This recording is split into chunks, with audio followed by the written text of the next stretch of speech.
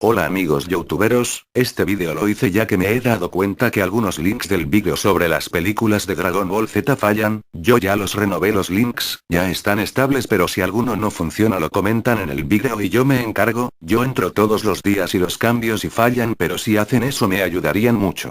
También les digo que estaré subiendo creepypastas la próxima semana y si me pueden ayudar dándoles me gusta y compartiéndolos, gracias. Y ahora los dejo con una canción de Vaselina, Odis.